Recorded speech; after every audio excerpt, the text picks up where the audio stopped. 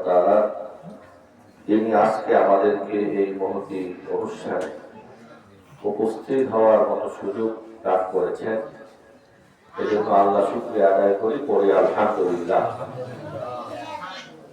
সম্মানিত হাজির, আপনারা জানেন আমাদের প্রতিষ্ঠান 2018 সালে এই প্রতিষ্ঠানটি শুরু হয়েছে। 18 সালের শুরু থেকে একটু একটু করে প্রতিষ্ঠানটি সামনের দিকে অগ্রসর হচ্ছে এবং এই 24 সালের শেষের দিকে এসে বার্ষিক পরীক্ষার ফলাফল বিতরণী অনুষ্ঠান আমরা এখানে উপস্থিত হয়েছি।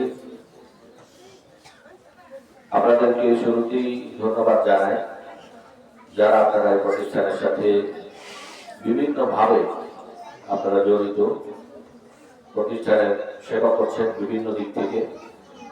বিশেষ করে যে সমস্ত অভিভাবক অভিভাবিকা আপনাদের সন্তানদেরকে মাদ্রাসায় দিয়েছেন দিন শিক্ষার জন্য, কোরআন হাদিস শিক্ষার জন্য, তাদের প্রতি আমরা কৃতজ্ঞতা জানাই। আল্লাহ তাআলা আপনাদের সন্তানদেরকে যে ইচ্ছা পোষণ করে আপনারা আপনাদের সন্তানদেরকে প্রতিষ্ঠান দিয়েছেন সেটি যেন পূর্ণ হয়, আল্লাহ তাআলা সেটি যেন কবুল করে, সকলে পড়ি আমিন। সকলে হাজির, একটি সময় এমন ছিল আমাদের ছোট সময়, এরকম নুরানি মাদ্রাসা যেখানে বিশুদ্ধ কালিমা, হাদিস, দোয়া, মাসআলা, তারপরে পবিত্র কোরআন কারীম বিশুদ্ধভাবে শেখানো হয়, এটি খুব একটি অভাব ছিল। যার কারণে দেখা গেছে এদেশের অনেক আলেম ওলামা, মসজিদের ইমাম, মসজিদের খতিব, শুধু গ্রাম অঞ্চলে না শহর অঞ্চলে অনেক বড় বড় আলেম এমন আছেন যাদের পড়া শুদ্ধ না, সহি শুদ্ধভাবে পড়া তারা শিখতে পারেন না। অনেক চেষ্টা থাকার পরেও এর পিছনে কারণ ছিল সেটি হচ্ছে এরকম ভালো প্রতিষ্ঠান ছিল না, যে প্রতিষ্ঠানগুলিতে মানুষেরা পড়াশোনা করতে পারে।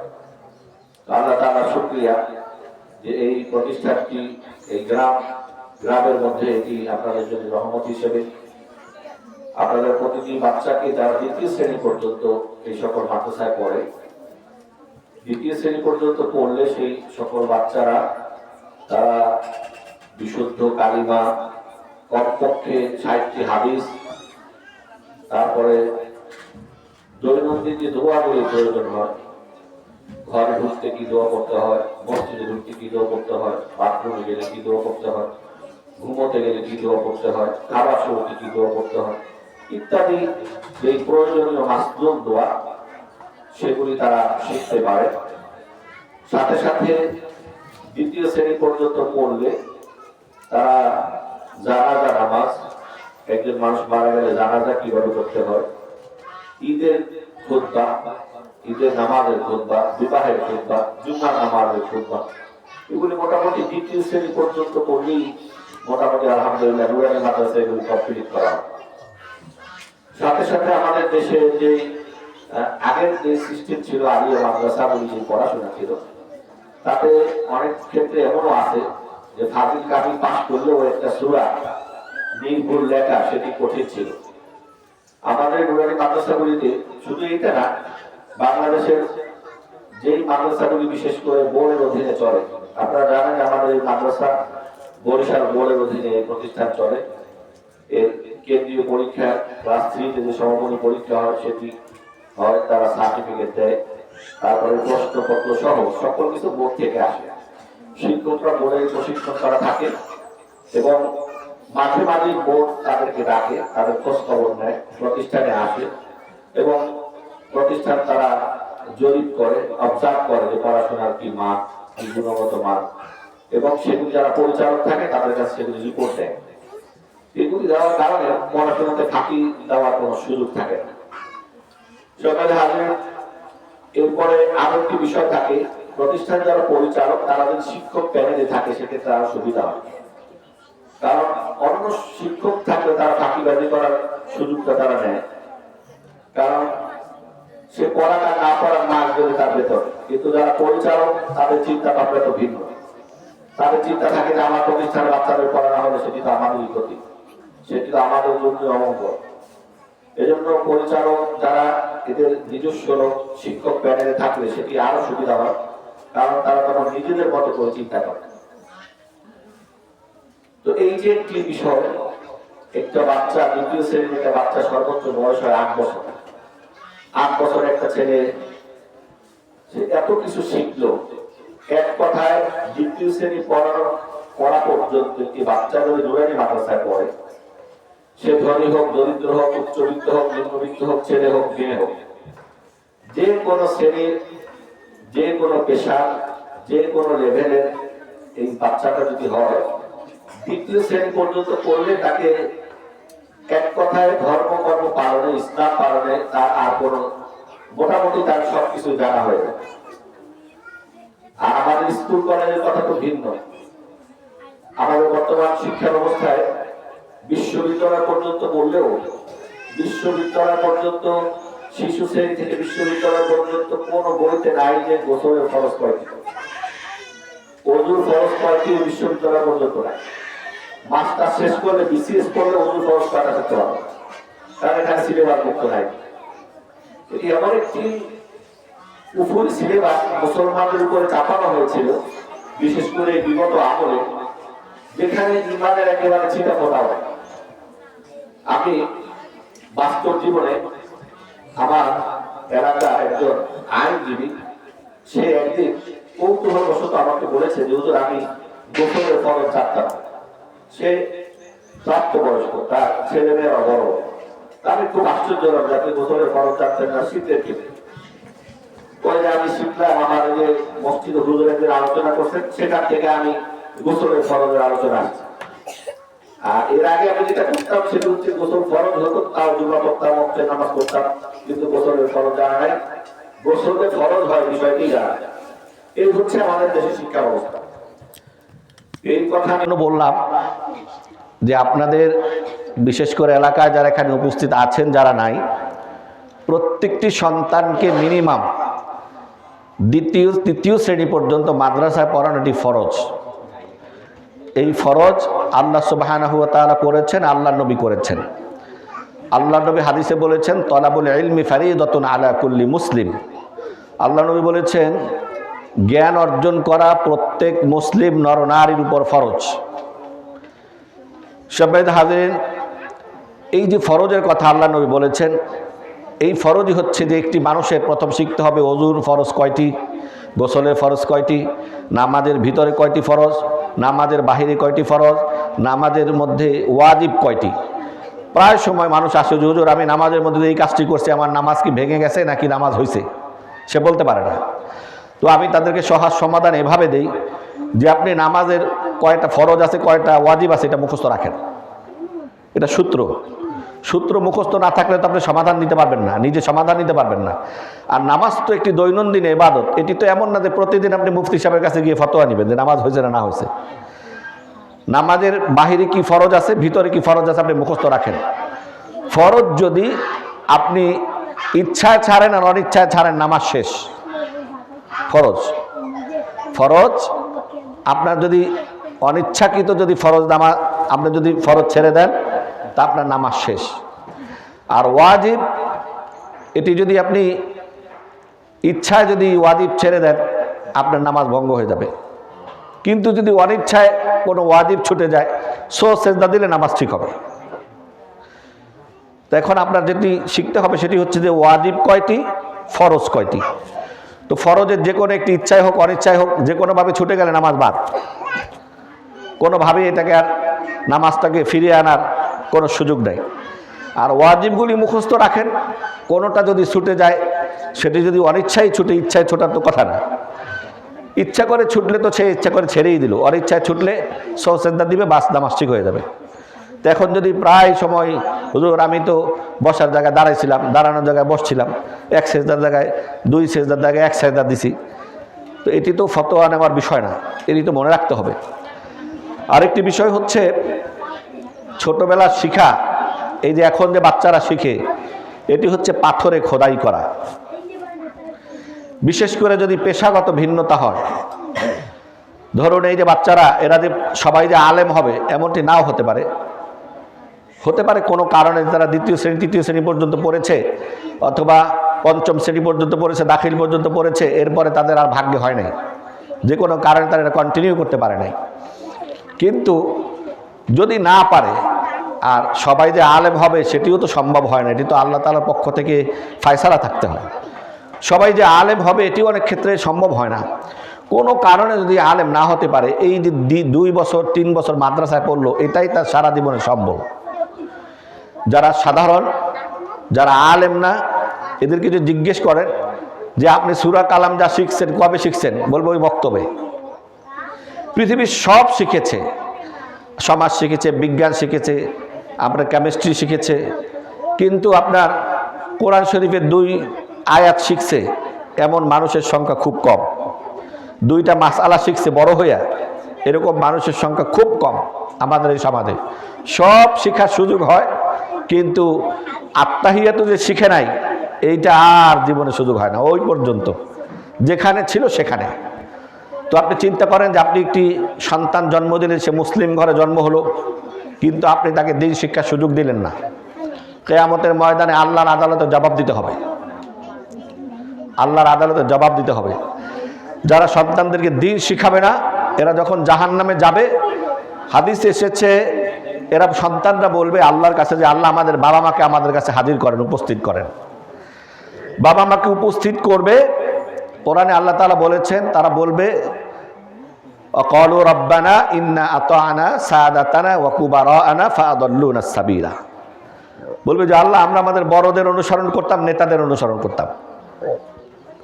ভাই আসিল সন্ত্রাস, বাবা আসিল গুন্ডা, নেতা আসিল আপনার স্বৈরাচার, তাদের কথা মতো চলে আমরা পথভ্রষ্ট হয়েছি। তারা আমাদের দ্বীন শিখায় নাই, তারা নামাজের কথা বলে নাই, ওযু গোসল শিখায় নাই, তারা আমাদের পথভ্রষ্ট করেছে। অতএব রব্বানা আতিহিম দিফাইনি মিনাল আযাব, আপনি আজকে তাদেরকে দ্বিগুণ শাস্তি দিন। ওয়াল আনহুম লানান কাবীরা, এবং তাদের উপর আপনি বড় ধরনের লানত করুন। তো এই যে সন্তানরা যে এই কথাগুলি বলবে, এটি বাবা মার প্রাপ্য ছিল, কারণ বাবা মা তাদের দায়িত্ব পালন করেনি, এজন্য সন্তানরাও তার দায়িত্ব পালন করে নাই। সম্মানিত হাজরিন, আমরা সবসময় জানি যে বাবা মার উপরে সন্তানের কর্তব্য আছে, অর্থাৎ বাবা মায়ের খেদমত করবে, বাবা মায়ের সেবা করবে। এই কথা কোরআন হাদিসে বহু জায়গায় বলা আছে। শুধু বলা নেই, আল্লাহ সুবহানাহু ওয়া তাআলার তরফ থেকে কঠোর নির্দেশনা আছে। আল্লাহ তাআলা বলেছেন ওয়া ক্বাদা রাব্বুকা আল্লা তা'বুদু ইল্লা ইয়্যাহু ওয়া বিল ওয়ালিদাইনি ইহসানা। আল্লাহ বলেছেন যে তোমাদের রবের পক্ষ থেকে চূড়ান্ত ফয়সালা হয়েছে, তোমরা আল্লাহর ইবাদত করবে এবং আল্লাহর ইবাদতের পরেই তোমরা বাবা মায়ের খেদমত করবে। আল্লাহ তাআলার পক্ষ থেকে চূড়ান্ত ফয়সালা। সম্মানিত হাজির, তো এই কথাগুলি আমরা জানি এবং প্রত্যেক বাবা মাই প্রত্যাশা করে যে তার সন্তান তার খেদমত করুক, তার সেবা করুক, তার কথা মতো চলুক, তার এক কথায় তার চক্ষু শীতল করুক, এটি প্রত্যেকটি বাবা মা চান। কিন্তু বিপরীত দিকে এটিও আছে যে বাবা মায়ের অনেক কর্তব্য আছে সন্তানদের উপর, বাবা মায়ের অনেক দায়িত্ব আছে। একটি সন্তান জন্মগ্রহণ করার পরেই বাবা মায়ের উপর কর্তব্য বর্তায়। একটি সন্তান জন্মগ্রহণের পর সর্বপ্রথম যে কর্তব্যটি বাবা মায়ের উপরে বর্তায়, সেটি হচ্ছে তার একটি সুন্দর নাম রাখা। এটি ইসলামী বিধান, এটি ইসলামের নির্দেশ যে সে তোমার জন্মগ্রহণ করেছে, তাকে একটা সুন্দর নাম দাও। বল্টু, সল্টু, কত ধরনের নাম আছে না, বাজে নাম, বিজয়, জয়, আরো কত কি, যেই নামের কোনো অর্থ নাই। মুসলিম ঘরের জন্ম, নাম হচ্ছে প্রতিটি জিনিসের পরিচয় দেওয়ার প্রতীক। যেমন এইটার নাম হচ্ছে মাদ্রাসা, নাম শুনলেই তো বোঝা যায় যে জিনিসটা কি, এবং নামটার মধ্যে একটা শ্রদ্ধা ভক্তি দিয়ে ভরা। নাম হচ্ছে মসজিদ, কি একটা সুন্দর একটা ব্যাপার। নাম হচ্ছে আব্দুর রহমান, আল্লাহর কাছে প্রিয় নাম। নাম হচ্ছে আব্দুল্লাহ, কত সুন্দর। শুনলেই বোঝা যায় ব্যক্তি যদি মন্দও হয়, নামটা ভালো হলে তার উপর মানুষের একটা ভালো ধারণা তৈরি হয়। কিন্তু বাবা মা যদি শুরুতেই এমন একটা নাম দিল, যেই নাম দিয়ে পার্থক্য করা যায় না যেটি মুসলমানের সন্তান না অন্য ধর্মের লোকদের সন্তান। যেমন ধরুন বিজয়, জয়, এই নামগুলি হিন্দুদেরও আছে আমাদের দেশে, আবার মুসলমানদেরও আছে। খোকন, স্বপন, এই নামগুলি হিন্দুদেরও আছে, মুসলমানদেরও আছে। বুঝার কোনো কায়দা নাই নাম শুনে যে মুসলমানের সন্তান না হিন্দু অন্য ধর্মের কোনো সন্তান। তো এই যে একটি বললাম এই জন্য আপনাদের বোঝানোর জন্য যে মা বাবা কর্তৃক দায়িত্ব আছে। এরপরে দায়িত্ব হলো যে সন্তান জন্মের 7 দিন 7ম দিনে তার নামে আকিকা করা, এটিও তার একটি হক, তার একটি অধিকার। তারপর তার মাথা মুন্ডানো, সেই চুল আপনার ওজন করে চাঁদি সৎকা করা, এই যে সমস্ত অনেকগুলি আছে, এটি আমি প্রাথমিকগুলি বললাম। এবং বাবা মায়ের যে দায়িত্বগুলি সন্তান জন্মের পরে, তার মধ্যে অন্যতম আপনার প্রধান দায়িত্ব হচ্ছে তাকে দিন শেখানো, দিন শেখানো, ইসলাম শেখানো, এটি তাদের উপর দায়িত্ব। এখন কোনো বাবা মা যদি ওই নামের মতো জয় বিজয়, খোকন স্বপন এই ধরনের করে বাবা মা যদি তাকে অজুর ফরজ, গোসলের ফরজ, তায়াম্মুমের ফরজ, নামাজ, দোয়া, সালাম, তারপরে কালিমা, এগুলি যদি না শেখায়, এই সন্তান আপনি তেঁতুলের বিচি লাগাইয়া তারপর মিষ্টি আম প্রত্যাশা করবেন, এটি কখনো সম্ভব না। এখন তো সবার হাতে হাতে মোবাইল হাতে থাকা মানে বিশ্বটা তার হাতে। তো আপনারা মোবাইলে দেখবেন, অনেকে হয়তো বা দেখেছেনও, যে আমাদের বাংলাদেশে বৃদ্ধাশ্রম, যেখানে বৃদ্ধ বৃদ্ধাদেরকে আপনার রাখা হয় বেওয়ারিশ। বৃদ্ধাশ্রমে তো আপনার ম্যাক্সিমামই থাকে বেওয়ারিশ, ওয়ারিশ থাকলেও সেটি বেওয়ারিশ। এমন বৃদ্ধ বৃদ্ধাদেরকে রাখা হয় যাদের দেখার মতো লোক নাই। তো বৃদ্ধাশ্রমে যদি আপনারা যান, অথবা বৃদ্ধাশ্রমে যারা থাকে তাদের কথা যদি আপনারা শোনেন, দেখবেন ম্যাক্সিমামই এমন বাবা মা বৃদ্ধাশ্রমে আছে যাদের সন্তানকে দিন শেখায় নেই। আমার মনে হয় একজন আলেমদের বাবা মাও বৃদ্ধাশ্রমে পাবেন, ইতিহাস আপনার এমন বোধহয় আপনার এমন ইতিহাস নাই যে একজন বাবা মায়ের সন্তান আমরা বৃদ্ধাশ্রমে পাবেন। কেন পাচ্ছেন না? আলেমরা তো এই দেশে সবচাইতে নির্যাতিত, এই দেশে সবচাইতে কম বেতনে আপনার চাকরি করে হচ্ছে আলেমরা। মসজিদ বলেন, মাদ্রাসা বলেন, আপনি যদি কোনো আলেমের 1 লক্ষ টাকা বেতন থাকে এই দেশে, তার বেতন হওয়ার কথা ছিল 20 লক্ষ টাকা।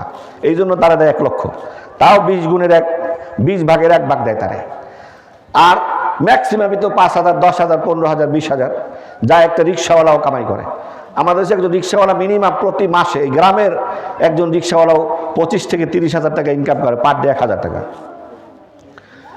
তো সে যদি এত কম উপার্জন করে তার বাবা মায়ের খেদমত করতে পারে, এই সমস্ত টাকা পয়সাওয়ালা লোকদের সমস্যা কি? 3টা 4টা বাড়ি কিন্তু মা বাবা বৃদ্ধাশ্রমে। কারণ একটাই, কারণ হচ্ছে তারা তাদের সন্তানদেরকে দিন শিখায় নাই, ইসলাম শিখায় নাই। দিন শিখায় নাই বিধায় তাদের জায়গা কিন্তু বৃদ্ধাশ্রমে হয়েছে। আপনারা যাই সন্তানদেরকে যারা মাদ্রাসা দিয়েছেন, আপনারা যদি এই মাদ্রাসা যারা পড়েছে একেবারে 2য় শ্রেণী পর্যন্ত পড়লেও তার উপর সে মা বাবাকে অন্যরকম ভক্তি শ্রদ্ধা করবে। কারণ আপনার তার মধ্যে যে দিন আছে, সে যে আল্লাহকে চিনে, আল্লাহকে ভয় করে, এজন্য সে আল্লাহর কথা মানবে। পৃথিবীতে কোনো আইন দিয়ে মা বাবার প্রতি মানুষকে কেউ অনুগত করতে পারবে না। বাংলাদেশেও আইন আছে যে সন্তানরা মা বাবার খেদমত করবে, সেবা করবে, তাদের খোঁজ খবর নিবে, তাদের অর্থ করে দেবে, কিন্তু দেয় তো না। এই আইন দিয়ে হবে না। যখন সন্তান বুঝবে যে না, আল্লাহর ইবাদতের পরে মা বাবার খেদমত, মা বাবার খেদমত না করলে আমার জন্য জাহান্নাম। আল্লাহ নবী হাদিসে বলেছেন, হুমা জান্নাতুকা আও নারুকা, বাবা মা তোমার জান্নাত অথবা জাহান্নাম। এই হাদিস যখন সে শিখবে, মনে প্রাণে বিশ্বাস করবে, সে কোনোদিনও মা বাবাকে কষ্ট দিতে পারবে না যে আমি বাবা মাকে কষ্ট দিলে আমার জন্য জাহান্নাম অবধারিত, অতএব আমার জীবনের বিনিময় হলেও তাদেরকে আমি সুখ শান্তিতে রাখবো, সেই চেষ্টা সে করবে। সম্মানিত হাজরিন, কথা হলো একটি, আপনি যদি পিতা মাতা হিসাবে সন্তানের হক আদায় করেন, তাকে যদি দিন শিখান, কোরআন শিখান, অবশ্যই সে বড় হয়ে সন্তান হিসাবে আপনার হক, আপনার অধিকারগুলো আদায় করবে।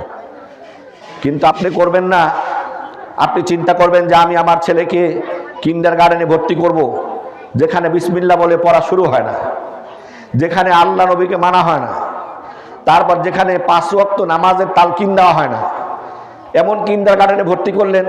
তারপর আপনি প্রাইমারিতে ভর্তি করলেন, এরপরে আপনি মাধ্যমিক স্কুলে দিলেন এক অবস্থা, কলেজ বিশ্ববিদ্যালয়ে দিলেন। আপনার ছেলে অনেক বড় পণ্ডিত হলো, অনেক বড় বিদ্বান হলো। যত বেশি পণ্ডিত হবে তত বেশি আপনি বিপদে পড়বেন। মাদ্রাসার ছাত্ররা যত বড় হবে তত মা বাবা, এলাকার লোকজন, মুরব্বী তাদের সম্মান শ্রদ্ধা করবে। এটি আপনারা দেখবেন। যে স্কুলের ছেলে মাদ্রাসার ছেলেদের সাথে পার্থক্য কি? পার্থক্য হচ্ছে মাদ্রাসার ছেলেরা যত ছোট থাকে তত দুষ্ট, কারণ তারা তো মাদ্রাসার আপনার পরিবেশ জানে না। বছরের শুরুতে দেখবেন সব বাচ্চারা এসে বাইরে থেকে এসে এলোমেলো করে, কারণ তারা মাদ্রাসার পরিবেশ জানে না, বিভিন্ন জায়গা থেকে আসে। যখন দেখবেন 1-2 মাস যখন যায়, দেখবেন আস্তে আস্তে বাচ্চাগুলি ভদ্র হতে থাকে। যত সময় যাবে তত বেশি ভদ্র, যত বড় হবে তত বেশি ভদ্র, যত বেশি পড়াশোনা করবে তত বেশি ভদ্র। এই ছেলেরা রাস্তা দিয়ে হাঁটবে, আপনি বুঝবেন না যে রাস্তা দিয়ে কোনো মানুষ হাঁটে, কারণ সে মাদ্রাসার ছাত্র। আর বিপরীত দিকে স্কুলের ছাত্র হচ্ছে 5ম শ্রেণী যদি পাশ করে, ভদ্র ঘরের সন্তান, ভদ্র মা বাবার সন্তান, কিন্তু যত বড় হয় তত আস্তে আস্তে অভদ্র হয়। 5ম শ্রেণী পাশ করলে ওই ছেলের সাথে টিকিট কেটে মা বাবার কথা বলতে হয়, কারণ সে 5ম শ্রেণী পাশ করছে। এবার 7ম শ্রেণী যখন ওঠে তখন তো সে বিড়ি সিগারেট শুরু করে। তারপর 10ম শ্রেণী 8ম শ্রেণী উঠলে তো ওর ঘরেই পাওয়া যায় না। বাবা মা ওর সাথে কথা বলবে কি, ওর তালে থাকতে হয় এক কথায়। তো যাই হোক, যে কথাটা বোঝাতে চাইলাম আমি, যে আমরা যদি দায়িত্ব পালন না করি, আমাদের সন্তানরা তারাও আমাদের দায়িত্ব পালন করবে না। এজন্য আসুন, অভিভাবক যারা আপনাদের সন্তানদেরকে মাদ্রাসা দিয়েছেন, আপনারা চেষ্টা করতে থাকুন, আল্লাহর কাছে দোয়া করতে থাকুন। প্রতিটি সন্তানই আল্লাহর পক্ষ থেকে আমাদের জন্য একটি উপহার, একটি গিফট। আল্লাহ তাআলা পৃথিবীতে অনেক নিয়ামত আমাদেরকে দান করেছেন, এর মধ্যে সন্তান সন্ততি একটি আলাদা দান, একটি বড় ধরনের অনুগ্রহ আল্লাহ তাআলা কোরআনে বলেছেন এই সন্তানের কথা। আল্লাহ তাআলা বলেছেন ইন্নামা আমওয়ালুকুম ওয়া আওলাদুকুম ফিতনা। আল্লাহ বলেছেন তোমাদের ধন সম্পদ আর তোমাদের সন্তান সন্ততি এগুলি তোমাদের পরীক্ষার বস্তু। সম্পদ আর সন্তান এই দুইটা দিয়ে আল্লাহ তাআলা মানুষকে পরীক্ষা করেন। সম্পদ দিয়ে পরীক্ষা করেন কিভাবে? সম্পদ দিয়েছেন আল্লাহ, এরপর আল্লাহ দেখতে চান যে সম্পদ আল্লাহ সুবহানাহু ওয়া তাআলার সন্তুষ্টির পথে ব্যয় করা হয় কিনা, এটি আল্লাহ দেখতে চান।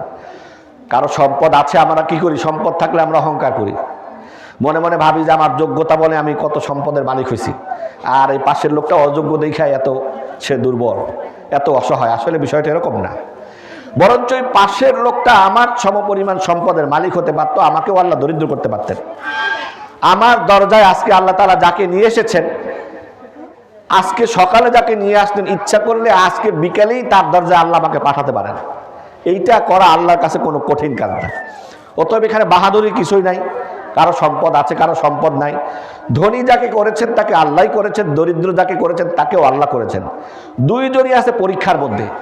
যে দরিদ্র সে পরীক্ষায় আছে, সে সবর করে কিনা, শকর করে কিনা, পরীক্ষা, দরিদ্রের পরীক্ষা। সে যদি সবর করে, শকর করে, আল্লাহ তাআলা তার প্রতিদান দিয়ে দিবেন। ধনী যাকে আল্লাহ তাআলা করেছেন, আল্লাহ তাকে পরীক্ষা করছেন, সে দান করে কিনা, সে দান করে কিনা, সে দান করে আল্লাহর নির্দেশ পালন করে কিনা। যদি না করে তবে সেও আপনার আযাবের মুখোমুখি হবে। আল্লাহ তাআলা বলেছেন লা ইন শাকারতুম লা আযীদান্নাকুম। তোমাকে সম্পদ দিয়েছি, দান করো। বিদ্যা দিয়েছি, শিক্ষা দাও।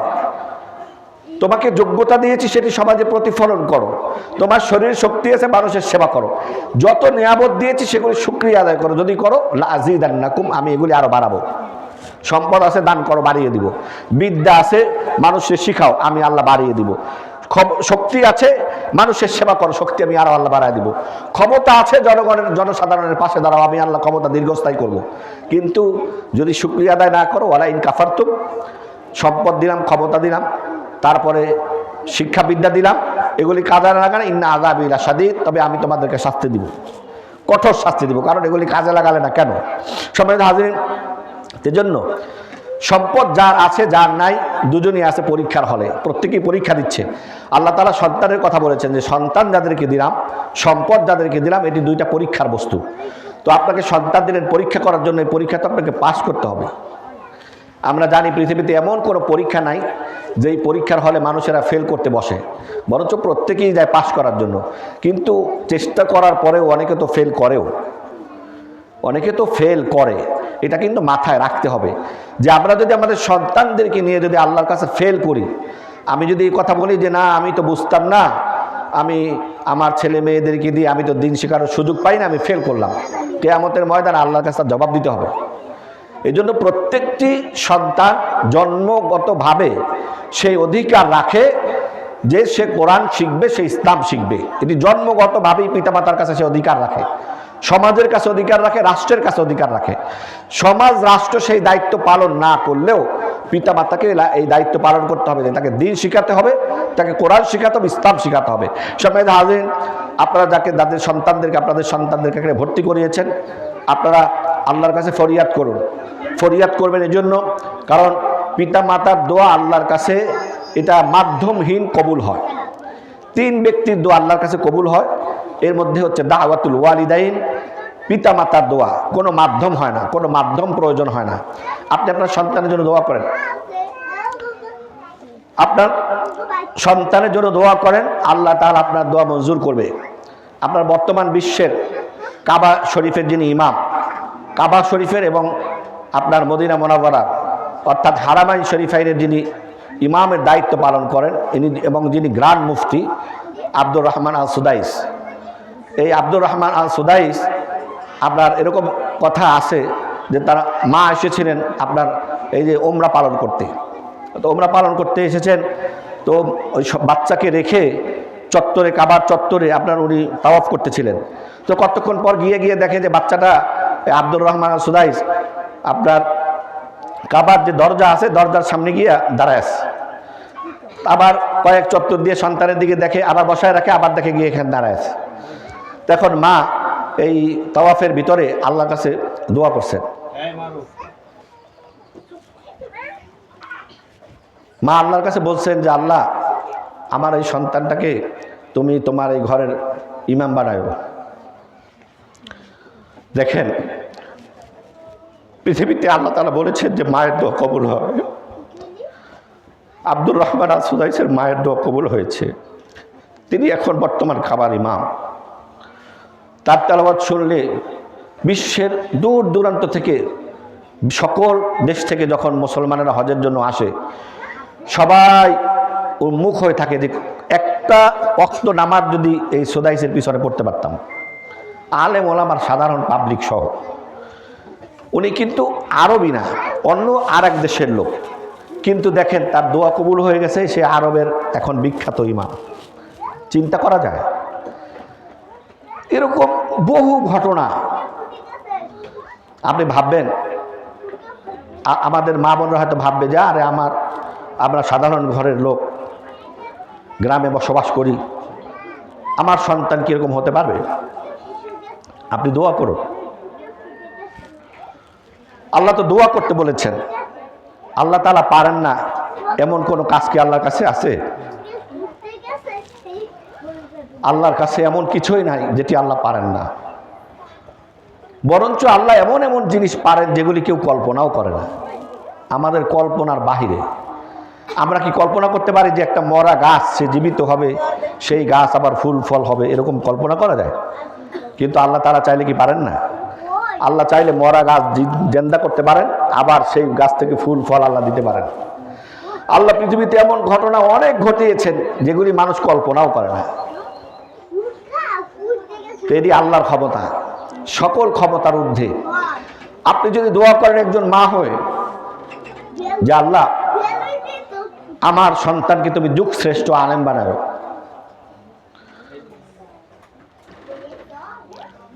কোন মা যদি দোয়া করে যে আমার সন্তানকে তুমি যুগের ইমাম বুখারী বানাও, যুগের ইমাম আবু হানিফা বানাও, মা দোয়া করবেন আল্লাহর সিস্টেম অনুযায়ী, পদ্ধতি অনুযায়ী শুধু নবী আসার দরজা বন্ধ হোক, নবী পৃথিবীতে আর আসবেন না। কেউ যদি সারা জীবন দোয়া করে যে আল্লাহ একজন নবী পাঠান, নবী আসবে না। কিন্তু নবী ছাড়া সকল দরজা খোলা। ইমাম আবু হানিফা আসবেন না এমন কথা কোথাও বলা নাই। ইমাম আবু হানিফার মায়ের মতো যদি মা পৃথিবীতে থাকে, ইমাম মুসলিম রাহিমাহুল্লাহ, ইমাম আবু দাউদ, তিরমিজি, নাসাই, ইমাম মালিক, আহমদ ইবনে হাম্বল, এদের মতো মাদের যদি এখনো পৃথিবীতে থাকে তার সন্তান জন্ম হবে আবার। শাইখুল হাদিস আল্লামা আজিজুল হক যার জন্ম হবে না, চরমনার পীর ফজলুল করিম যার জন্ম হবে না, এই কথা কোথাও বলা নাই। আল্লামা দেলওয়ার হোসেন সাইদি এরা যে প্রত্যেকেই দেখেন প্রত্যন্ত অঞ্চলে ছিলেন, গ্রামগঞ্জে ছিলেন। তো যাই হোক, আসলে আমাদের দোয়া করা উচিত, মা বাবার দোয়া করা উচিত। কারণ মা বাবার দোয়া কোনো বাধাহীন, শর্তহীন আল্লাহর কাছে কবুল হয়। আপনি সন্তানদের জন্য দোয়া করুন। আরে তো কোনো অন্যায় না। আল্লাহ তাআলা আমাকে একটি সন্তান দিয়েছেন, আপনাকে একটি সন্তান দিয়েছেন। আমরা যদি আল্লাহর কাছে বলি কথা যে আল্লাহ আমার সন্তানকে তুমি নেককার বানাও, মুত্তাকি বানাও, মুত্তাকিনদের ইমাম বানাও, আল্লাহ তো এই দোয়া শিক্ষা দিয়েছেন। আল্লাহ বলেছেন তোমাদের সন্তানদের জন্য দোয়া করো, আমার কাছে ফরিয়াদ করো, আমার কাছে চাও। আমরা চাই আল্লাহর কাছে। আমাদেরকে আল্লাহ সন্তান উপহার দিয়েছেন, আমরা আমাদের সন্তানটাকে আল্লাহকে উপহার দিয়ে দিই। এর চাইতে বোধহয় ভালো উপহার আমাদের পক্ষ থেকে আল্লাহর জন্য আর হয় না। যে আমাকে আল্লাহ দিলেন, আমি সন্তানটাকে আল্লাহর জন্য দিয়ে দিলাম, আল্লাহকে উপহার দিয়ে দিলাম, যে যা ওই সন্তান তোমাকে উপহার দিয়ে দিলাম। তো সম্মানিত মায়েরা, বোনেরা, সম্মানিত উপস্থিতি, আমরা সন্তানদের জন্য বেশি বেশি করে দোয়া করি। মা বাবার দোয়া যেমন আল্লাহর কাছে কবুল হয়, বদদোয়াও তেমন কবুল হয়। আল্লাহ নবী হাদিসে বলেছেন দুটি কারণে নারীরা বেশি জাহান্নামে যাবে। দুইটি কারণ, দুটি কারণে নারীরা বেশি জাহান্নামে যাবে। প্রথম কারণ হচ্ছে তাকসুরনাল লানা, নারীরা বেশি লানত দেয়, বেশি বদদোয়া দেয়। কিছু মা এমন আছেন, কিছু বোন এমন আছেন, কথায় কথা মানুষকে বদদোয়া দেয়, বিশেষ করে সন্তানদেরকে। সন্তান একটি অন্যায় করেছে তো আপনার একটা বদদোয়া দেয়। তারপরে দেখা যায় আপনার ম্যাক্সিমামই বেশি বদদোয়া দেয় সন্তানদেরকে। আমি আগেই বলেছি সন্তানের দোয়া, মা বাবার দোয়া সন্তানের জন্য কবুল হয়, বদদোয়াও কবুল হয়। আপনি যখন বদদোয়া দিলেন, এই বদদোয়া কিন্তু আল্লাহর কাছে কবুল হয়ে যাবে। আপনি বললেন, কথায় বললেন যে মরে না কেন, ঠিকই দেখবেন তার উপর বিপদ এসেছে, সে মারা যাচ্ছে, সে অ্যাক্সিডেন্ট হচ্ছে, দুর্ঘটনা পড়ছে, পানিতে পড়ে মারা যাচ্ছে। তখন তো আপনি বুঝবেন না যে সে পানিতে পড়লো কেন। এর পিছনে যে মায়ের বদদোয়া ছিল, সেই চিন্তা তো মাথার মধ্যে ঢুকবে না। সেটা যে আল্লাহর কাছে কবুল হয়েছে, এই চিন্তা তো মাথায় আসবে না। চিন্তা আসবে যে বিপদ হয়েছে। ভুলেও এই কাজটি করা যাবে না, কোনো সন্তানকে বদদোয়া করা যাবে না, ভুলেও না। বদদোয়া শিখবেন কেন? শিক্ষা করাই যাবে না, দোয়া শিখতে হবে। অন্যায় করলে দোয়া করতে হবে বেশি। আপনার ছেলে আপনার কথা শোনে না, কথা বলুন, আল্লাহ তোর হেদায়েত দান করুন। হেদায়েত হলেই তো আপনার কথা শুনবে। ওর উপরে গজব আসতে তো সে আরো বরবাদ হবে।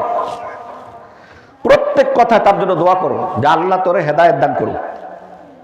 আল্লাহর কাছে বলুন, আল্লাহ তুমি আমার ছেলের হেদায়েত দাও। সামনে বলেন, বদদোয়া দিয়েন না। বদদোয়া দিলে সন্তানের ক্ষতি হবে, আপনিও জাহান্নামে যাবেন। আল্লাহ নবী বলেছেন তাকসুরনা লানা, তারা বেশি বেশি লানত করে, বদদোয়া দেয়। এটি জাহান্নামে যাওয়ার প্রথম কারণ। আর দ্বিতীয় কারণ হচ্ছে তাকফুরনাল আশিরা, স্বামীর অকৃতজ্ঞতা করে, স্বামীর কৃতজ্ঞতা প্রকাশ করে না। এটি নারীদের একটি স্বভাব। আপনার স্বামী,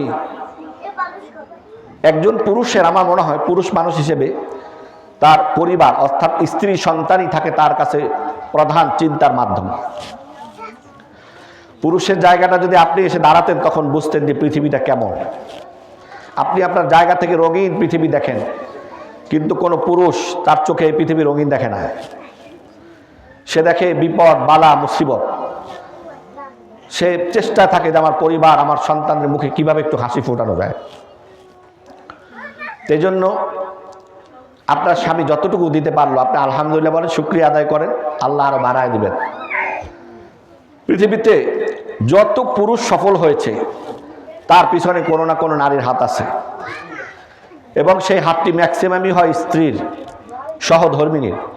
বিপদে পড়লে যদি সে সাপোর্ট দেয়, কোনো মুসিবতে যদি সাথে থাকে, আপনার সেই পরিবারটা সফলতা অর্জন করতে পারে। এজন্য আপনারা স্বামীদের অকৃতজ্ঞ হবেন না, তাদের শুকরিয়া আদায় করবেন। আল্লাহ তাআলা যাকে যতটুকু দিল, আর একজন এটা দেখে আমার কোনো লাভ নাই, বরঞ্চ আমি কি আছি সেটি আমার জন্য প্রাপ্য, এর মধ্যে আমাকে সুখ শান্তি খুঁজে নিতে হবে। সবাই হাজির, আমার মূল বক্তব্য ছিল যে মায়েরা বাবারা আপনারা যারা আছেন, আপনারা সন্তানদের জন্য সবসময় দোয়া করবেন, প্রতি নামাজে দোয়া করবেন, প্রতিদিন দোয়া করবেন। মা বোনরা যদি ভোর রাতে উঠে 2 রাকাত নামাজ পড়ে তার সন্তানের জন্য যদি দোয়া করেন, যুগ শ্রেষ্ঠ আলেম করবেন নিঃসন্দেহে আল্লাহ তাআলা। এগুলি তো আল্লাহর কাছে কঠিন না, আল্লাহর কাছে এগুলি কঠিন না, এগুলি সহজ। সম্মানিত হাজিরিন, আমাদের দেশের মায়েরা বোনেরা তারা অনেক পরিশ্রম করে, এবং আমি বিশ্বাস করি এই কথা যে মাদ্রাসায় বিশেষ করে যারা আলেম হয় এদের পিছনে সবচাইতে হাত থাকে মায়ের।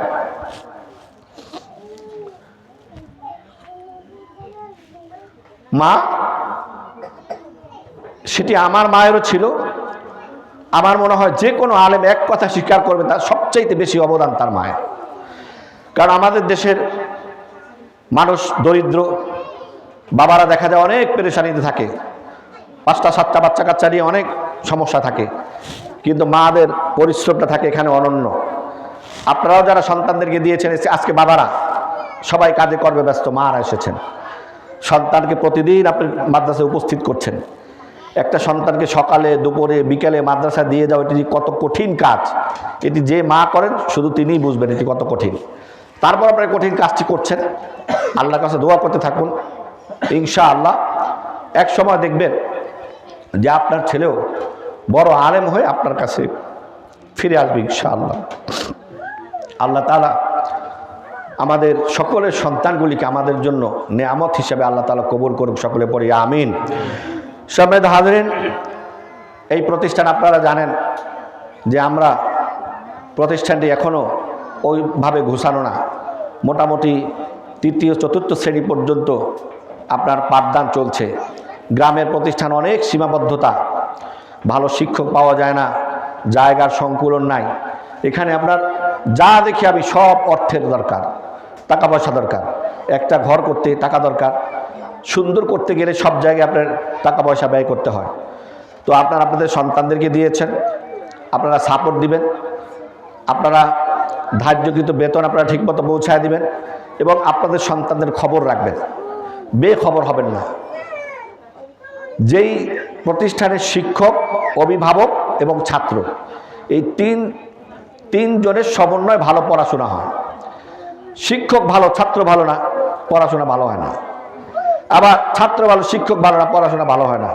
ছাত্র শিক্ষক ভালো, অভিভাবকের দায়িত্ব নেই, ওখানেও পড়াশোনা হয় না। এই জন্য আপনারা দায়িত্বশীল হবেন। যে কোনো বিষয় প্রতিষ্ঠান যারা পরিচালনা করছেন, শিক্ষক তাদেরকে অবহিত করবেন। পরীক্ষার মধ্যে কি আসে, কোনটা পড়াবে, কোনটা পড়াবেন না, কিভাবে পড়াবেন, এগুলি শিক্ষকদের কাছে শিখবেন, শিক্ষকের কাছ থেকে জেনে নেবেন যে কীভাবে আমরা বাচ্চাদেরকে পড়াবো। কারণ সব বাবা মায়ের তো আপনার সব বিষয় জানা থাকে না, আর সন্তানদের চাইতে বাবা মায়ের বেশি পড়তে হয়। ওই সন্তানই দেখবেন আজকে প্রথম, দ্বিতীয়, তৃতীয় হবে যাদের বাবা মা তাদের সন্তানদের উপর খোঁজখবর রেখেছে। কারণ প্রতিষ্ঠানের পড়াটা সবার জন্য সমান হয়। ব্যতিক্রম হয় তখনই যখন বাবা মা এই সন্তানগুলিকে আলাদা দেখে, তাদের জন্য আলাদা সময় দেয়, তখনই সন্তানগুলি ব্যতিক্রম হয়, তারা একটু বেশি পড়তে পারে। আর যারা একটু বেশি পড়ে তারাই তো ফার্স্ট, সেকেন্ড, থার্ড হয়। সম্মানিত হাজির, সেই জন্য আপনারা সন্তানদের সময় দিবেন। হাদিসগুলি, মৌখিক এই পড়াগুলি আপনারা বাসায় শুনবেন। কোনো বিষয় না পারলে আপনারা শিক্ষকদেরকে অবহিত করবেন যে এই বিষয় এইভাবে পড়ালে সুন্দর হয়, এইভাবে পড়ালে ভালো হয়। আপনারা যদি না জানেন সেটা শিখবেন, এবং বাবা মায়ের এ ব্যাপারে খবর থাকতে হবে, খেয়াল থাকতে হবে যে আমার সন্তান গত পরীক্ষায় কত পেল নাম্বার, এই পরীক্ষায় কত পেল, এবং আগামীতে কি করে ভালো করা যায়, তাকে ভালো কিছু দেওয়া যায়, সেই ব্যাপারে আপনাদের সজাগ এবং সতর্ক দৃষ্টি থাকতে হবে। আর আমরা আমাদের জায়গা থেকে আমরা চেষ্টা করে যাচ্ছি, আমাদের যতটুকু সম্ভব আপনাদের সন্তানদের একটা সেকেন্ড যাতে নষ্ট না হয়, একটা মিনিট যাতে নষ্ট না হয়, আমরা সেই চেষ্টা করছি। আরও দোয়া করি ইনশাআল্লাহ আমরা যেন আপনাদের সন্তানদের জন্য আরও সুন্দর, যুগ উপযোগী এবং আপনার বর্তমান বিশ্বের আধুনিক যে ইসলামী জ্ঞান, সেই আধুনিক জ্ঞান আমরা আপনাদের সন্তানদেরকে দিতে পারি, সেই ব্যাপারে আমরা বদ্ধপরিকর। আপনারা দোয়া করুন, আপনাদের সন্তানদেরকে এখানে দিন। এরপর আমাদের হিফজ বিভাগ এখানে আছে, হিফসের বাচ্চা যারা আপনাদের 3য় শ্রেণী পরীক্ষা দিয়েছে ওদেরকে আপনারা হেফজখানা এখানে দেন।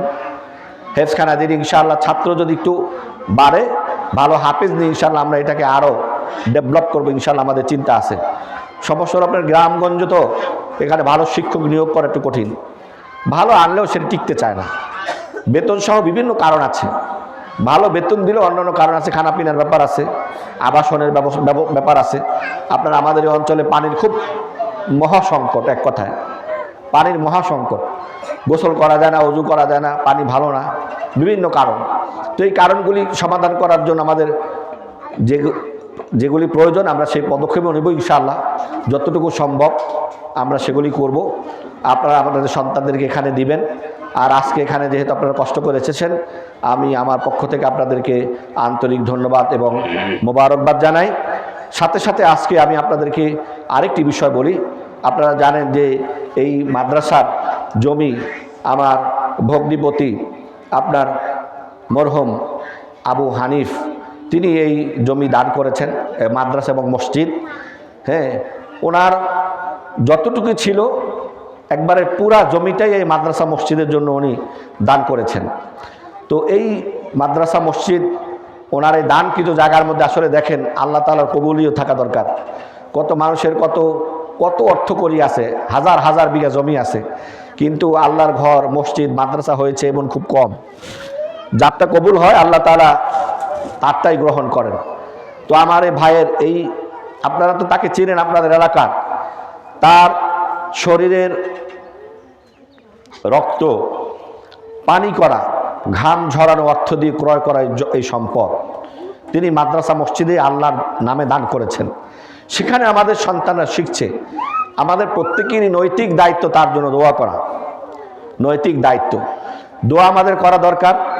এই প্রতিষ্ঠানে 24 ঘন্টা, প্রায় বলতে গেলে 24 ঘন্টা কোরআন তেলাওয়াত হয়, হাদিস পাঠ হয়, 5 ওয়াক্ত নামাজ হয়, জুমার নামাজ হয়, ঈদের নামাজ হয়। তো দোয়া তো অটোমেটিক তিনি পান। তারপর আমাদের দায়িত্ব তার জন্য দোয়া করা, কারণ তিনি আমাদের জন্য এই ব্যবস্থাটা করেছেন। সেই জন্য আমরা তার জন্য দোয়া করব। আজকে আমরা দোয়া করব। তিনি 20 সালের সম্ভবত অথবা 21 সালে ডিসেম্বর মাসে তিনি মারা গিয়েছিলেন। এখন তো ডিসেম্বর মাস চলে, আজকে হচ্ছে 24 তারিখ, উনি ডিসেম্বরের মাসের 12 তারিখ। তো দেখেন এই বয়সে আল্লাহ তাআলা তার উঠায় নিয়েছেন, আল্লাহ ভালো জানেন আল্লাহ তাআলার। আর এই প্রতিষ্ঠানের ভবিষ্যৎ কি আল্লাহ ভালো জানেন, তাও আল্লাহর উপর নির্ধারিত। আজকে আমি আছি, আগামী দিনে হয়তো আমিও থাকবো না। আল্লাহ তাআলার কাছে আমরা এই প্রতিষ্ঠানের জন্য দোয়া করি প্রাণ খুলে। আল্লাহ তাআলা যেন এই প্রতিষ্ঠানকে কিয়ামত পর্যন্ত আল্লাহ তাআলা কবুল করেন, সকলে বলি আমিন। সবেদ হাজরিন, যেখানে একটি মসজিদ শুরু হয়, মসজিদ তো আল্লাহর ঘর। এই মসজিদের নামে জমি ওয়াকফ করা আছে, আপনার 4% জমি মসজিদের নামে ওয়াকফ করা আছে। তো মসজিদের জমি আছে, মাদ্রাসার জমি আছে। আমাদের দায়িত্ব হয়েছে এই মসজিদ মাদ্রাসার সাথে লেগে থাকা।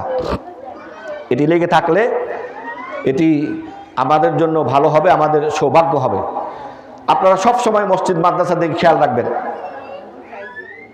আপনারা এখানে বুদ্ধি দিবেন, শ্রম দিবেন, এখানে প্রয়োজন বোধে অর্থ করে দিবেন। আল্লাহর ঘর, এটি 10 জনের সহযোগিতা নিয়ে চলবে। এখানে নামাজ পড়তে আসবেন, ভালো মন্দ দিক নির্দেশনা দিবেন। আমরা তো সবসময় থাকি না, মেহমান হিসাবে 2-1 দিন আসি, বছরে 2-1 বার আসি। এখন দায়িত্ব হচ্ছে আপনাদের। আর এখানে এই মসজিদের কোনো কমিটি নাই, এই মসজিদের কোনো সমিতি নাই, কোনো সভাপতি সেক্রেটারি নাই। এই মসজিদ মাদ্রাসা এটি আমাদের সকলের দায়িত্ব, সবাই দায়িত্বশীল। আপনারা সবাই এই মসজিদ মাদ্রাসার দিকে খেয়াল রাখবেন, সবাই চেষ্টা করবেন আপনাদের এলাকার এই প্রতিষ্ঠানটি যেন কিয়ামত পর্যন্ত এটি আপনার আল্লাহ তাআলা মঞ্জুর করেন। এবং আমার ব্যক্তিগত একটি ইচ্ছা ছিল এবং ইচ্ছা আছে যে আমরা 30 সালের মধ্যে এই প্রতিষ্ঠানটিকে আমরা একটা কমপ্লেক্স ভবন সহ আমরা এটাকে একটা মোটামুটি একটা জায়গাতে নিয়ে আসবো। সেই নিয়ত এখনও আমার আছে। ইনশাআল্লাহ 25 সাল, 30 সাল আমাদের টার্গেট। 30 সালের মধ্যে আমরা ইনশাআল্লাহ একটা কমপ্লেক্স ভবন নির্মাণ করে ভালো একটা জায়গাতে নিয়ে আসবো ইনশাআল্লাহ। আপনাদের সন্তান এখানে পড়ছে, তাদের জীবনের প্রথম প্রতিষ্ঠান এটি। এই প্রতিষ্ঠানটি যেন একটি পূর্ণাঙ্গ প্রতিষ্ঠান হিসাবে আপনার বাস্তবায়ন হয়, সেই দোয়া আপনারা করবেন। এই প্রতিষ্ঠানটি শুধু এতটুকু না যে এখানে 2য় শ্রেণী পর্যন্ত পাঠদান করবে, বরঞ্চ এই প্রতিষ্ঠানের স্লোগানই হচ্ছে একটি পূর্ণাঙ্গ ধর্মীয় আধুনিক শিক্ষার একটি পূর্ণাঙ্গ শিক্ষা প্রতিষ্ঠান। এখানে যেন একটি বাচ্চা একবারে হাফেজ হয়ে মাওলানা হয়ে তারপর বের হতে পারে, সেই টার্গেট থাকবে আমাদের 30 সালের মধ্যে ইনশাআল্লাহ। সেই পর্যন্ত যদি আল্লাহ আমাদের হায়াতে তৈয়বা দান করেন, আপনারা সকলে দোয়া করবেন। শিক্ষার্থী যারা আছো, ছাত্রছাত্রী, ছাত্র অভিভাবক, আমি সকলকে আবার ধন্যবাদ জানাই। এলাকার মুরব্বী যারা আছেন, এলাকার মুসল্লি যারা আছেন, তাদেরকে আমি ধন্যবাদ জানাই। আপনারা এতদিন পর্যন্ত 18 সাল থেকে 24 সাল পর্যন্ত যেভাবে এই প্রতিষ্ঠানের সাথে ছিলেন, প্রতিষ্ঠানের জন্য দোয়া করেছেন, আপনাদের সন্তানদেরকে ভর্তি করিয়েছেন, আপনারা আগামী দিনগুলিতেও ইনশাআল্লাহ এই প্রতিষ্ঠানের সাথে থাকবেন। আপনাদের মাদ্রাসা, আপনাদের মসজিদ, এগুলি আপনারা এই প্রতিষ্ঠানে আপনাদের ছাত্র দিবেন, এখানে নামাজ পড়বেন, এখানে ইবাদত করবেন। এই ইবাদতের জন্য এই জায়গাগুলি আপনার আল্লাহর নামে এগুলি উৎসর্গিত, এক কথায়। তো সম্মানিত হাজির, আমি আর আমার কথা লম্বা করব না, আমি এখনই আমার বক্তব্য শেষ করছি। যেই সমস্ত বাচ্চারা আজকে পরীক্ষায় যারা কৃতকার্য হয়েছে, মেধা তালিকায় যারা তাদের কৃতিত্বে স্বাক্ষর রেখেছে, তাদেরকে আমি আবারও ধন্যবাদ জানিয়ে আমার বক্তব্য শেষ করছি। ওয়া আখির দাওয়ানা আলহামদুলিল্লাহি রাব্বিল আলামিন। আসসালামু আলাইকুম ওয়া রাহমাতুল্লাহি ওয়া বারাকাতুহু।